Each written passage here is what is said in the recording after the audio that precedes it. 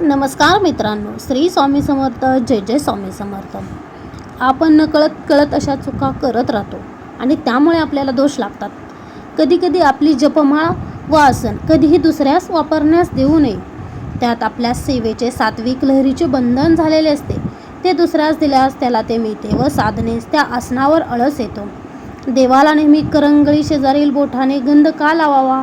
हाताची पायाची बोटे हे त्या त्या तत्वांशी निगडीत आहेत.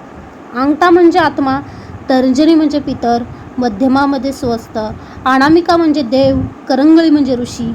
म्हणून देव बोटांनाच देवांना गंध लावावे. समयीत नेहमी 3, 1, 5, 7 अशा विषम वाती का लावाव्यात? विषम तत्व हे तम आहे. त्यामुळे आपल्याकडे येणारे तम हे विषम उसळते व सात्विक लहरीचा स्थापित करते.